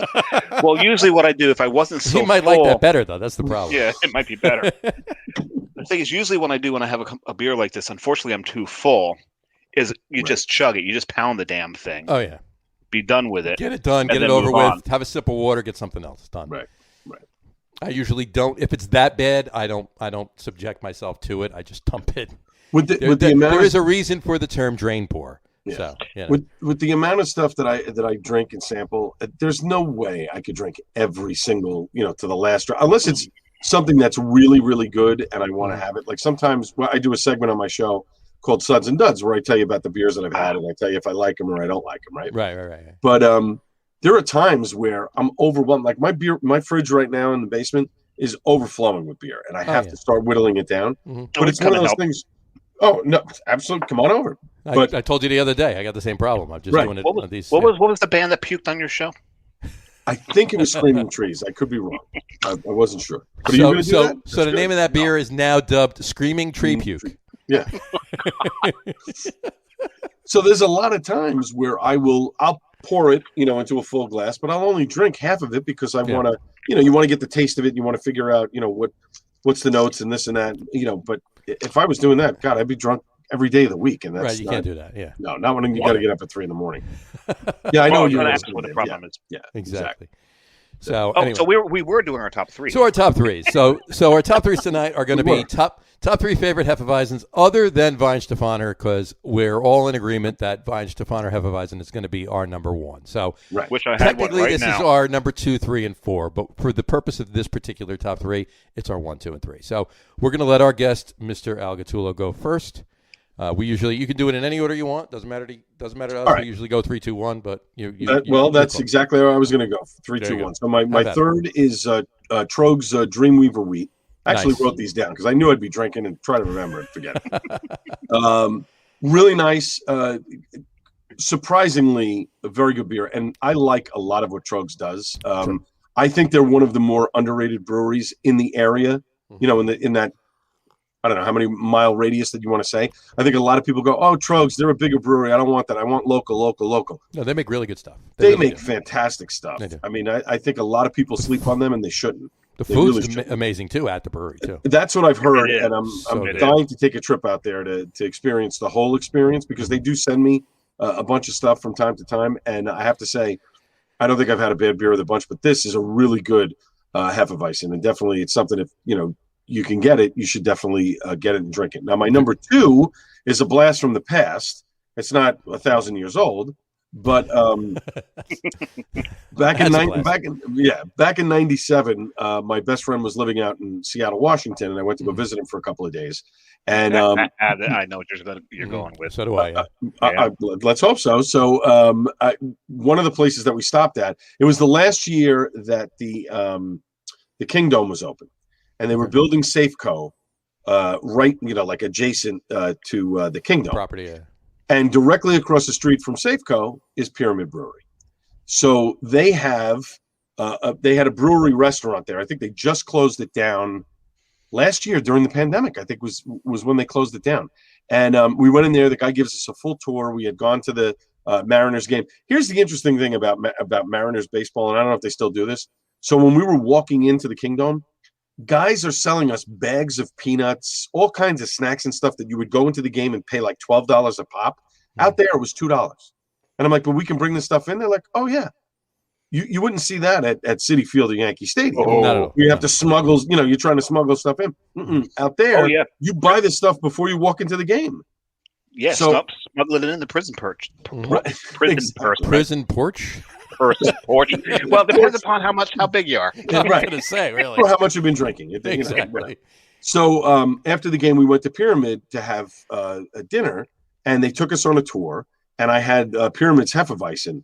That was off the charts. I mean, It was amazing. The guy was sampling all these different beers or whatever, and obviously this is over 20 years ago, before any craft beer was really like blowing the doors off, and people were making. 97. It was what it was then, and it was infancy basically. Essentially, it was pilsners, lagers. You had maybe a porter, maybe one guy did a stout, whatever it was, and maybe they did an apricot beer that was very, very big there, and actually you could buy it locally here for a long time, up until a couple of years ago. I remember that one, yeah, and that was actually good too. But the Hefeweizen from Pyramid was just off the charts. And finally, my number 1 is the one that I was drinking before, and I threw the can out. Wet Tickets Hefeweizen. Yeah, nice. Yeah. First off, if you haven't been to the brewery in Rahway, you should absolutely make the trip. It is worth it. If you want to take the train because you don't want to drive, if you go to Newark, 5 stops on the train and you're at Rahway, and you walk a block and a half and you're at the brewery. It's great. There's tons of food in the area to eat, but what he does with this Hefeweizen is just off the charts. Tim does a great job. Tim does a great job. We talked before the show because Al's at Wet Ticket quite often, and I asked him, "Are you at Wet Ticket more, or are you at Paragon more?" Right. Paragon is the one I'm at more. 100%. I got to eat. You got to eat. And there's really good beer at Paragon too. So yes, absolutely. You want well, not only do they have great beer on tap, but their can selection. Can selection is amazing. The can selection is off the charts, and people forget that. They kind of see the tap list and they go, "All right, click to that next page and look at the cans. You will not be disappointed." Very rarely do I get a draft. I always get cans whenever. Yeah, Ernie and Ed do a great job of curating the cans. It depends upon the drafts, but yeah. I've sat with Ernie several times and then plowed through some of his can collection. Yeah. Speaking of good beer, I'm going to go grab one. There you go. But you're up next though. So. Peanut Butter Cup didn't do it. Talk amongst yourselves. I'll be right back. Right. Okay. But the thing about Wet Ticket. Speaking of Wet Ticket, sure. Tim every once in a while will call me, and it was so funny. There was one day I forgot what beer he was making. He was making a test ticket of something, and I'm just waking up from a nap, and I get this text, and he says, "Oh, are you coming down later?" And I said, "Oh, I'm not sure if I'm coming by. Why?" And he says, "Well, I have this test ticket IPA. I want you to try it." And I'm like, "I'll be there in 5 minutes." It was and I'm literally 6 minutes from the brewery. And your wife's like, "Where are you going?" "I'll be back." Yeah, I'm like, "I'll be back. I gotta go try a beer. Bye." So one of those things. I grab my neighbor. I'm like, "Yeah, I'm going to try a beer." "Oh, okay, I'll come with you." That's so much better. Is that better? Yeah. You better now? Yeah. What do you got? Okay. Well, we're not doing that one, so you can have it. No, we're not doing that one, so I can drink it. And I've had it on the show before, but I still had one in the fridge. And we both have, absolutely. We're talking about the oldest brewery on the planet, and I just needed one because that last one just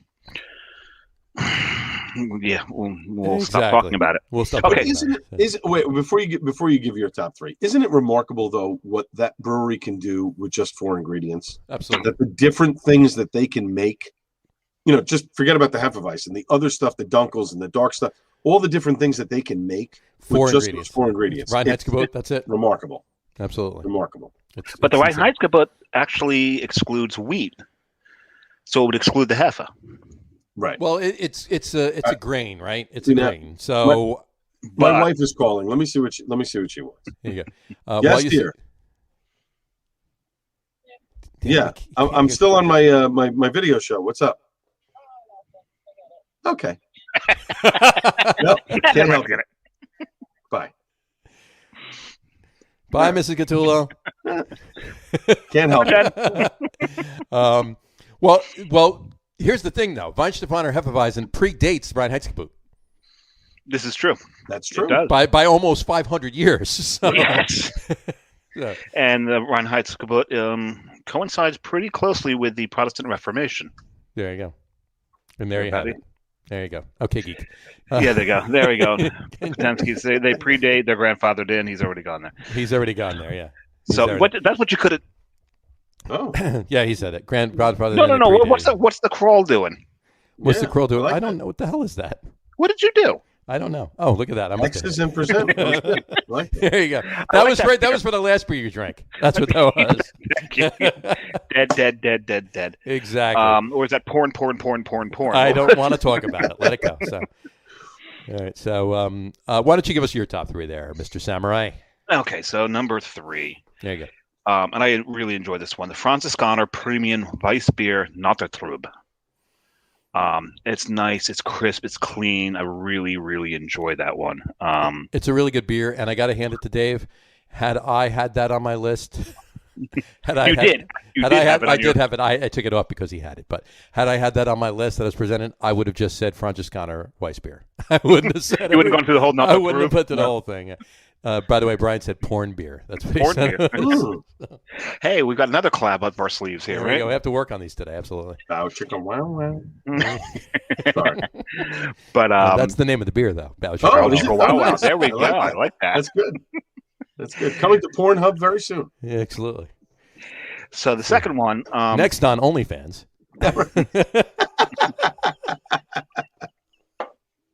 So, but I had to go with the Jersey one, and not just because it was Jersey, but because I really, really enjoyed this beer. Did a little South Jersey tour on my birthday weekend, which was wonderful. Mm-hmm. And one place we stopped that was Bucket Brigade. Blah, blah, blah, blah, blah. Mm. And Bucket Brigade makes a Hefeweizen called Halligan. Now, the Halligan is one of the firefighting tools you use. Overhaul tools, wrecking bars, whatever. Well, you can get into it's a breaking and entering bar for a firefighter too. So yeah, there's so much you can do with an axe. They're called the irons, but go ahead. But the Halligan bar, that's a special piece of iron right there. Absolutely. Oh, I love it. When I was in the fire department, that was one of my favorite things. Mm-hmm. But the Halligan Hefeweizen, I was really surprised at how well balanced it was. It was not over the top. Banana bubblegum. It was, they controlled the phenols very well. You don't see that in a lot of American Hefes, right? No. Usually you get, so much pepper in them, circus peanut all over the place. So sure. That one I really enjoyed. But my number one, other than Weihenstephaner, Pinkus. I love Pinkus. Pinkus, in that beer, they let the wheat really shine through. And wheat, when done a particular way, can lend a little bit of a sour tang. And the Pinkus has that. Oh God, and I enjoy their Heva quite a bit. It is pretty good. I do enjoy it as well. But my three. I'll jump into my three. First of all, I will preface it by saying, as all three of us had agreed, that our number one would have been, obviously, right. We've said it several times already, Weihenstephaner Hef. I will say, and I was just having this conversation with Al the other day, if I go into a bar, let's even say they have 100 taps, All right. If one of those 100, of course I'm going to have a few different things, but if one of those 100 taps is Weinsteiner Hefeweizen, that's the first beer I'm having, period. Hands down. Yep. It doesn't matter what else is on. That's the first beer I'm having. Yep. So it's just by far my favorite hef, and end of story. But my top threes, here we go. Number three would be Eyinger Brauweiss. Eyinger is I'll preface it by saying these are all German Hefeweizens. Eyinger Brauweiss is just, it's really solid. There's all three of these are similar, but in what's the sorry about that. Brian says, is this the start of a joke? John walks into a bar. There you go. It's the start of a lot of things, Brian. Yeah. Start of many of a good story. Exactly. But Eyinger would have been my number 4, actually. Eyinger, yeah. Eyinger was Francis Conner was my number was my number 3, would have been my number 4, but in any event, Eyinger, yeah, Eyinger makes a lot of good, solid German styles. Obviously, they're from Germany, but their hef is pretty solid. My number 2 is Schneiderweiss. Schneiderweiss best beer. Best Weiss, actually. Tap 4, I believe it's called the Main Festweiss. It's not my favorite Schneiderweiss. We all know what my favorite Schneiderweiss is. But we're not talking about Weizenbachs right now. So. We're not. But yeah, they're. I thought you were talking about one day at a time. I'm sorry, Pat Schneider. Schneider, yes. Yes, my sink is running. Anybody? Which Schneider's first name? He didn't. Did he have one? Oh, he did. What's his first name? I don't remember. And it wasn't Rob. No, it wasn't Rob. Rob Schneider. You can do it. Dwayne. His name was Dwayne Schneider. Right, it was Dwayne. Dwayne Schneider. Yeah, there you go. Schneiderweiss. Anyway, and my number 1, and Dave and I have talked about this before. He has not had one single beer from this. No, and I this need brewery. Andexer Weiss beer. Andex makes amazing beers. They really, really do. Their Hefeweizen Weiss beer is delicious. Their Dunkel is amazing. Their Doppel is crazy good. It's if you ever come across any Andexer beers, grab them. So that's definitely my. Have to make a note of that. Absolutely, yep. Definitely do it. There's a few other, just a couple mentions I wanted to mention too. Alan likes his Doppels. Absolutely, I'm a huge Doppel. He's part of the Doppelgang. I'm a huge doppelganger. I think I actually have a Doppel from Trogs sitting in the fridge that they sent me. I haven't had a chance to crack it yet. Nice. Just a couple mentions. Al mentioned Al's top 3 were basically all American. Yep. Just a couple of honorable mentions for New Jersey, or not New Jersey, but America. American Hefeweizens. New Glarus Bubbler is really good. I don't know if you've ever had it. It's really tasty. I mean, they're known for sours, right? They're not, necessarily known for anything other than sours, but they make solid beers. Bubbler is a really tasty hef. Urban Chestnut Schnickelfritz is tasty. I don't know if you ever had it. That's Schnickelfritz. That's actually a really good beer. Yeah, it's a really good beer, Schnickelfritz. And even right here in Jersey, Ramstein Blonde. It's pretty blonde. Solid. That's appropriate for this show. Yeah. There you go. Their double platinum blonde is a Weizenbach. No, you're not quite platinum now. No. Not yet. When it first came out, it was close, but no. Now, should we mention what our producer number 2, Matt, did want to make this top 3s list be tonight? Oh yeah. Oh well, yes. I heard. Yes. Because it was a good idea. It was a great idea. It really was. It was. Kudos to Matt for thinking of it. In honor of Al's hair, we were going to do top 3 boy bands. Right. So. Right. Not the 3 blonde ales. Menudo was on my list. Menudo was on the list. Absolutely. Yeah, we went through it. Menudo was definitely on the list. So. Yeah. One honorable mention I'm going to throw out there, because back in the day, this was one of the best hefes that came out of the U.S., but this is going back. Widmer Brothers. Widmer. Oh, oof. That was a long time ago. Yeah. That's a long time ago. Long time ago. But that was a good hef. Yep. Absolutely. I mean, they had been surpassed, but it was probably one of the best hefes you can get in the U.S. at the time. Yep. Well, U.S. brewed. You can get better hefs being imported. Sure, exactly. I would clarify that statement. Exactly. Right. But it's interesting. There's so many, I think the one good thing about the pandemic is that a lot of brewers, even though look, they had to push beer out to make sales to make money so they can, stay in business, keep their people employed. Mm-hmm. I think the one thing that we saw of this pandemic was that some brewers said, you know what? Now we can make that beer that's going to take a little bit longer because I've got 2 tanks or 3 tanks running to crank out the IPAs that I need to crank out. I can take this 1 tank now. I can make a Pilsner. I can make a lager. I can make something that's going to take a little bit longer to do and then give the people something special. I think we're starting to see that round of, classic beers starting to come back where people are like, hey, you know what?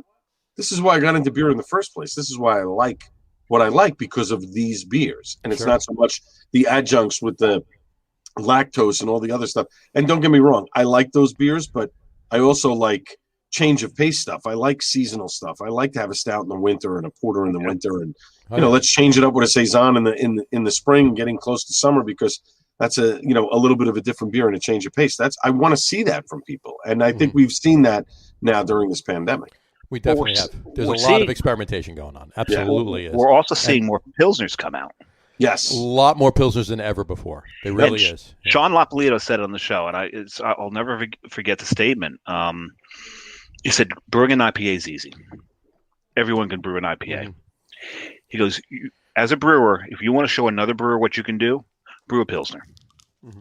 Right. Because you can't make mistakes. Nope. You can't make mistakes. It's got every flaw. Right, is exposed.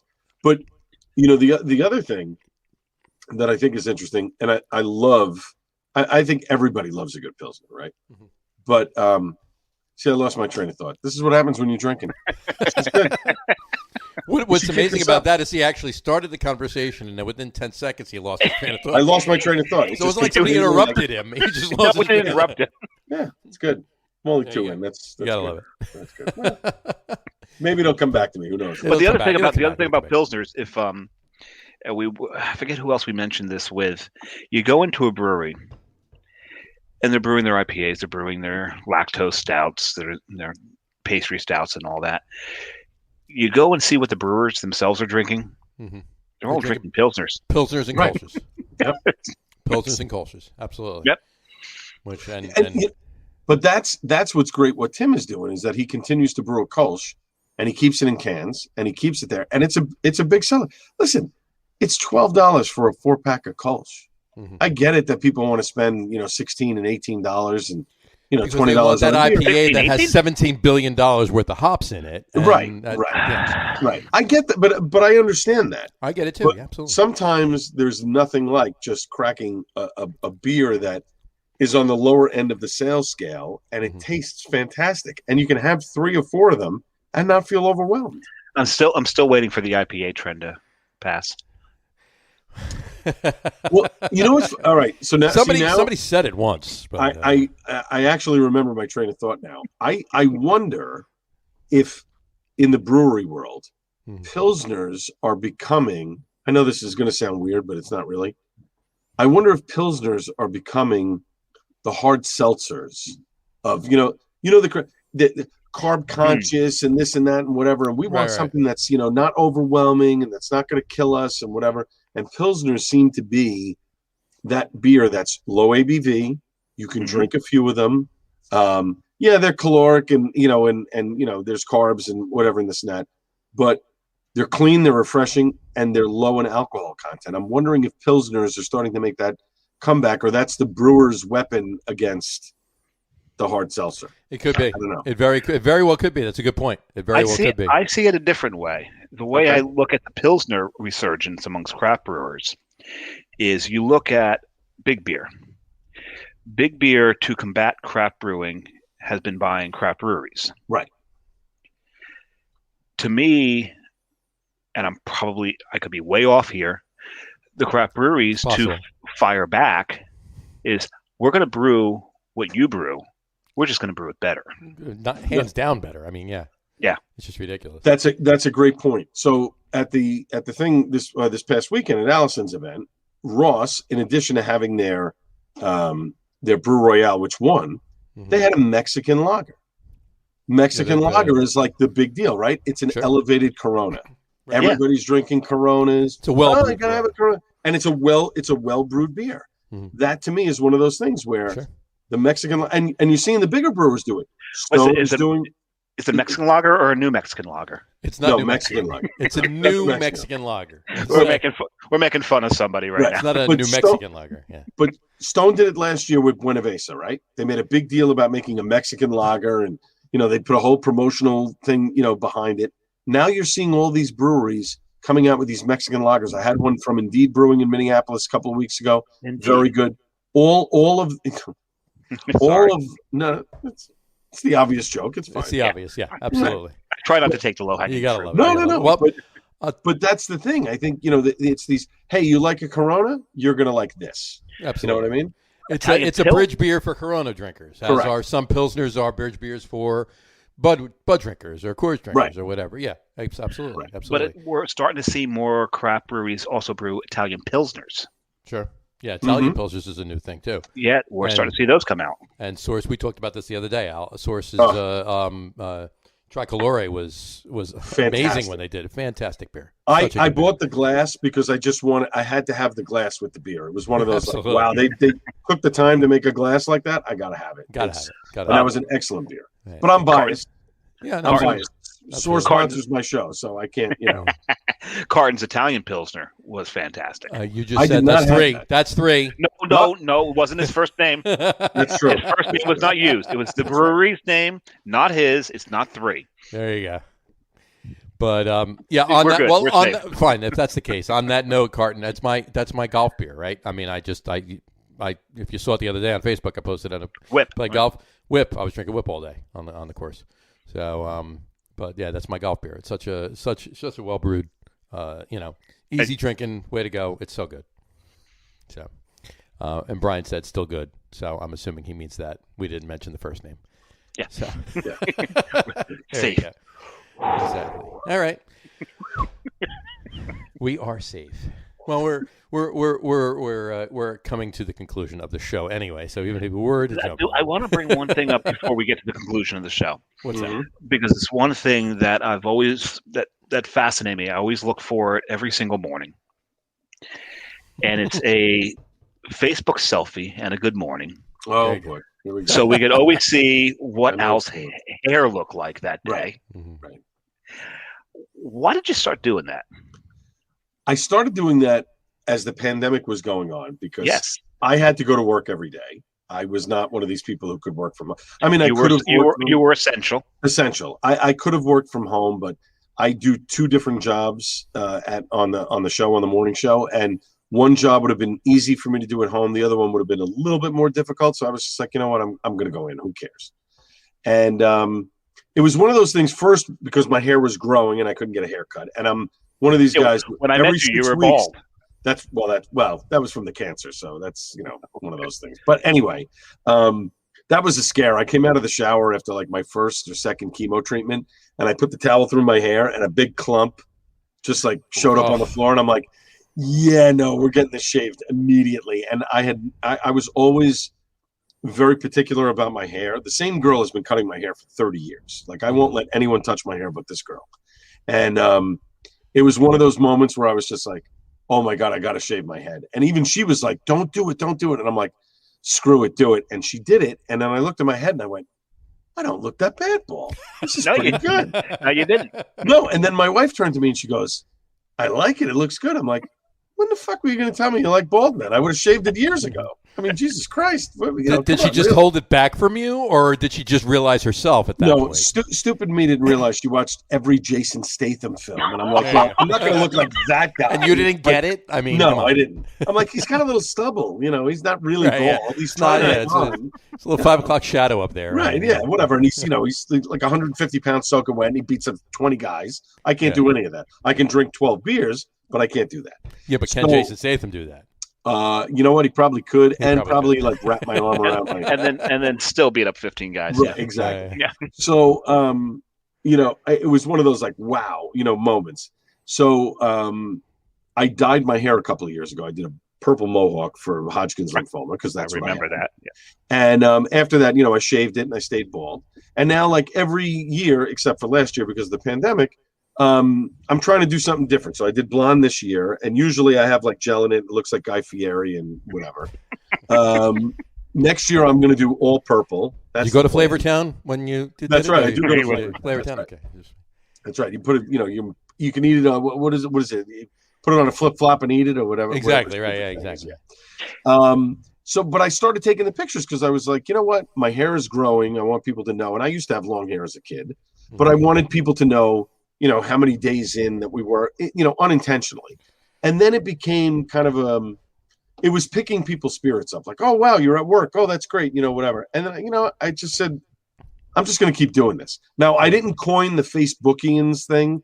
That was actually a bartender who used to work at Paragon. And she used that phrase, but I took it from her and I told her I was taking it from her and she was cool with it. Her name is Ashley, by the way. She's a great gal. And it sort of clicked. And now every day it's like I have to take a selfie and, let people know that today is whatever day it is. Every morning I look for two things. I pull up my memories. Right. And see what Al's hair looks like. And see what Al's hair looks like that day. Absolutely. There you Appreciate go. that. Well, when you first started going in, you started showing how empty the streets were. Yeah, that was kind of surreal. My radio station is down in Lower Broadway. We're right next to the Trinity Church, so we're a block from Wall Street. And when everything kind of came to a halt in March, it was very, very surreal. Like I go in the middle of the night, so there's nobody really around, when I'm walking up. It's usually a couple of guys getting their coffee trucks ready or whatever, Right. And even those guys were gone. And for the first couple of months, because nobody was there was nothing on the street. So one morning I walked out and I looked up and down Broadway. There was not a car to be seen for as far as the eye could see. And I was like, oh my God, I have to take a picture of this. Like, you can't stand in the middle of Broadway and take a picture without, somebody blaring a horn or whatever. I got into a fight 2 months ago with a UPS guy because he dropped a package off the wrong place. And I'm screaming at him in the middle of Broadway and there's cars everywhere. There was not a soul in the street. So I took a picture up Broadway and then I took another picture down Lower Broadway. Remember that. And it was so surreal. You see the church kind of off to the right. You see Lower Broadway, going down, heading towards the Bull, and there's nobody around. And I have to tell you, my commute, I park right on Rector Street. I was at the Holland Tunnel for the first 4 or 5 months of the pandemic in less than 5 minutes. Oh, geez. Like, there was nobody From on Rector Street to the Holland Tunnel in 5 minutes. To the Holland Tunnel in 5 minutes. Now, stupid me didn't realize that Mayor McCloudnage's camera was working from 6 a.m. to 10 a.m. while school was in session. Meanwhile, nobody was at the school, so I got banged for 5 speed camera tickets for $50 a pop. Of course, I stopped that. Now I know where the camera is, so I do 30 driving this day. Just that, yeah. Slow down. Yeah. Right, slow down. Exactly. So, that was, my wife wasn't too happy about that. But, Mayor McCloudage, nice. Yeah, well, that's right. Well, somebody called into the radio show the other day and called Governor Murphy Governor McToothy, which I thought was hilarious. It's pretty good. I mean, the guy's got money. Fix the grill. But that was one of my favorite memes where they showed Fat Boy say I was the least popular governor in New Jersey history, and then they show Murphy going, hold my teeth. Hold my teeth, yeah. Wow. You know what? Give Christie a little bit of credit. He did help further craft beer in New Jersey. Absolutely. Oh, now, absolutely. If for nothing else, that law in 2012. I mean, there was 11 breweries in September of 2012. Correct. There's 135 right now. That's and correct. It's not even 9 years later. He signed the bill. Yeah, and give him credit on that he got that moving along. And what a lot of people are doing in the legislature, not to make this too political here, but obviously there's a vote coming up on Thursday, right? Is it Thursday? Sure. I think there's a vote coming up. Thursday vote is, yeah. Yeah, that is supposed to they want to extend certain things and they want to keep things moving along. And there are a lot of legislators that want to see a lot of what has gone on during the pandemic, the temporary rules, be permanent. Yeah, they want it to continue. Look, it's revenue for the state. They would be cutting their nose to spite their face if they start eliminating some of these rules. So it's important. And last week, Florida announced the permanency of to-go drinks, which is great. Which is well. for Florida, like they don't have enough. Right. Well, You might want to. But that is something important in New York and New Jersey, especially in New York. I think the thing that people forget about New York, like tomorrow, Cuomo is lifting. It's 100%. You can put 100% of people in places as long as it's 6 feet apart. You don't have to wear masks if you're vaccinated, et cetera, et cetera, et cetera. But these restaurants and bars still need that, to-go drinks, to-go food. They need those things to keep going. They're densely populated. They cannot open at 100% the way that other places can.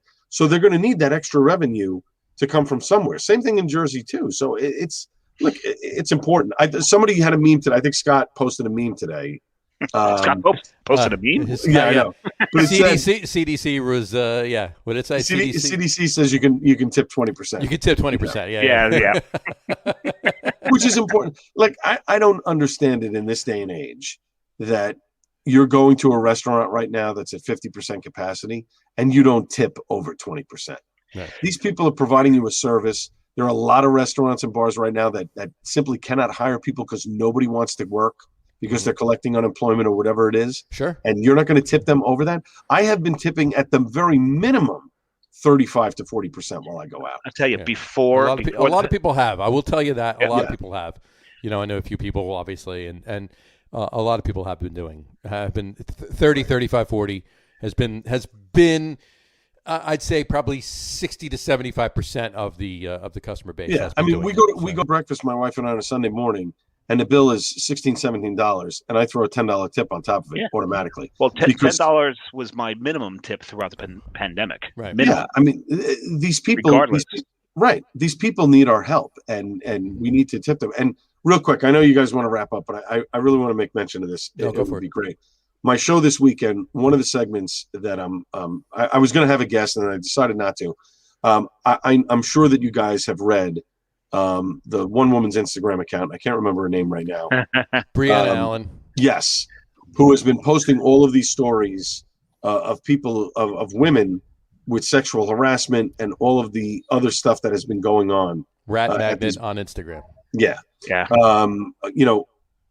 Throughout these breweries, I am spotlighting an entire segment to talk about this because I think it's wrong. I think it's disgusting. I think what some of these people have done now. There have been some where they've corroborated. I forget the brewery. They got the stuff taken down because they corroborated with this woman to say, look, this former employee said this and it wasn't true, and we have the documentation for it. Mm-hmm. That's all well and good, but a lot of these people out there. But there's plenty out there that still is, yeah. It's so before the show, John and I spoke about this. Right. Because it's a big story. Hot button for 800-pound gorilla, It's really, it's a hard thing to speak about because it's unacceptable. Right. Exactly. It's absolutely unacceptable. Some of the names that are thrown out there are breweries that can go completely under for this. Mm-hmm. Sure. Right. It's something that and we're not going to mention it. You guys, hey, you're listening to this. You can do your own research. Obviously, Al will bring it up. Listen to his show on Sunday. Right. But there's big names on this list. Big names on that list.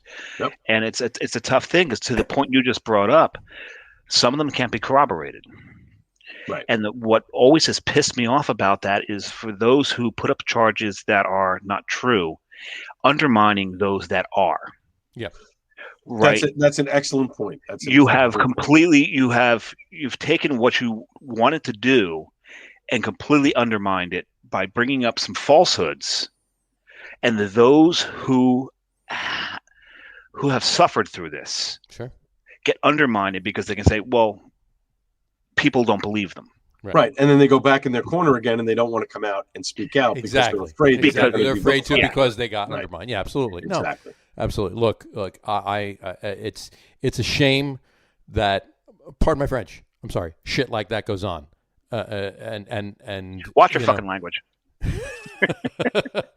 But absolutely, we're right with you. And hey, you know what? I mean, I deal with it on the political side Monday to Friday. We have to deal with a governor in New York who there's 7 sexual harassment claims against him. Some of those pictures that came out were just ridiculous. But what kills me about him is that last week he chastised a reporter saying, if I say something like that, that's not harassment. I've made you feel uncomfortable. No, Governor, that's harassment. Mm-hmm. That's what it is. Making me feel uncomfortable is harassment. That's what you don't seem to understand. And that's the one thing that John and I spoke about is depending on what state you're in. Because there's 3 levels. Right. You've got those that may have gone a little too far. There's those that have it right. Unfortunately, most of the country don't have it right as far as the laws. And the law in a lot of states that harassment is more about the perception, not the intent. Exactly. Right. Because how can you prove intent? There's no way to prove intent. Right. Exactly. Right. So it's more about the perception. If the person, unless it goes to the next level, and nobody wants to see that happen. But no. Yeah. Exactly. So it's a hot topic that John and I were talking about beforehand that we weren't going to intentionally bring up. And the reason we talked about it is we thought Al may bring it up. Hi, Al. But it's an important topic because I don't care. It certainly is. Absolutely. By far. What brewery you are. I don't care if you're my favorite brewery, a brewery that I love every beer you make. Right. Yeah. If this had occurred at your brewery, you deserve to go under. Yeah. No, but it needs to be fair. It needs to be. These were corroborated. This is actually did what happened. We live in a country where there is due process, right? Sure. You're supposed to be innocent until proven guilty, but unfortunately, a lot of times, it doesn't. It does not happen. People are vilified for it, whatever. But a lot of these women, when you read their stories, I read some of them. I'm disgusted by them. It's absolutely horrified by them. My stomach turns. Yeah, in a minute. Yeah. That human beings could do something like that. It's disgusting. I read some of those stories. I literally wanted to jump into the computer screen that I was reading them on, and pardon my French again, beat the shit out of the guy that did it. Right. But I'll leave it at this. These are stories that need to be told. These are stories that women should continue to tell. Absolutely. And there has to be a cultural shift in the brewery industry. It can't just be the boys' club. No. There are competent women that can brew amazing women. Oh God, yeah. That can brew beer. That can run breweries. That can do all of these different things. Absolutely. And they should never ever be knocked, belittled, or whatever. No. I'm real quick. I'm a real quick story, which I'm going to tell it on my show on Sunday night. Go for it. One of my best female friends was at a wedding over the weekend in Long Island. She went up to the bar, and she's a whiskey drinker. And she said to the bartender, she said, "I want a Jack and Coke." And he said, "This is what the bartender said. Are you sure you can handle that?" Well, guess what, buddy? That's not your place to say. No. How about you make the woman the drink? How about you shut your mouth, make the drink, and shut up, and be quiet. Pour the fucking drink. Right. That's offensive. And you know what? She's turning around. She says, "Yeah, I can fucking handle that drink. Make it for me." Good for her. As a matter of fact, I'm buying you one. Let's go toe to toe. Let's see what you do. Right. He probably drinks his Infidel, but whatever. Right, yeah, exactly. No, he probably drinks White Claws. Zima. In his skinny jeans, right? With a shot of Chambord. With a shot of Chambord in it. Yeah, absolutely. Something different. But the whole thing about it is one thing. The reason it disgusts me so much to hear these things is the craft beer industry, on the surface, has always seemed inclusive, right? And to learn that it's not, it's heartbreaking. Well, yep. Let's hope that it is, but there's these few separatist cases that are not. That's how I need to feel about this right now, because otherwise I'm going to throw up my dinner. I think that there are a lot of breweries out there that are cool and inclusive and don't do this, but I also think that we're peeling back that layers of the onion that I think there are still more that we're going to find out we're not super happy about, that something is going to come to the forefront here, because we're seeing guys, people losing their jobs, they're getting fired, they're being terminated, I think we're going to see a little bit more of that before all this is said and done. And I think these are stories, again, that need to be told. And I'm hoping that I can help in some way, whether it's my show or whatever, vehicle that I can, do this from, to help these women tell their stories, because it's important. They need to be heard. Well, on that note, and if anybody does contact you, let them contact us too, because we'll do the same thing. Yeah, we'll do the same thing. And at the risk of quoting the Jackson 5, hopefully, a few bad apples don't spoil the whole bunch. Right. Exactly. All right. Well, on that note.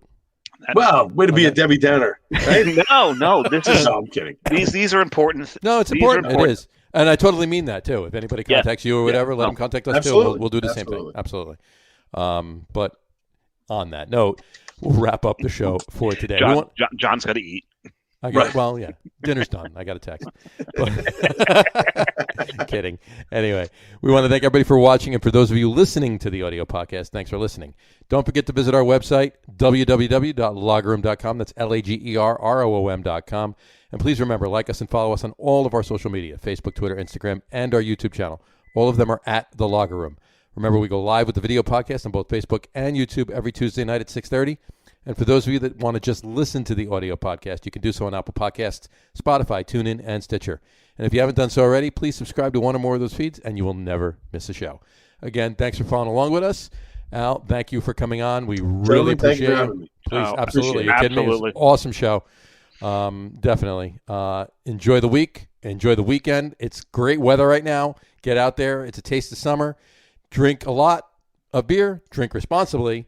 And enjoy yourselves, folks. Take care, guys. Not for nothing, we've got to get back into that habit of running into each other all the time. Absolutely. Exactly. Definitely. I love that. Love that idea. We've got a couple of bottle shares in the works already, Al and I and Matt and everything. So we'll include you. So obviously, because you'll kill us if we don't. So. Right. Oh yeah, you'll get the TFTI. Exactly. Yeah. Right, yeah. The Gene Lynch TFTI. There you go. Right. Anyway, all right. So. All right, boys. Thanks for having me. Appreciate it. You got it. Don't go anywhere, Al. Sit right there for 1 second. We will talk to you in a second. Everybody else, take care, and we'll talk to you soon. Cheers. They found him face down in his waffles, maple syrup dripping from his fake rug. Who did he see when he heard who was there? Now it seems that he's shit out of luck.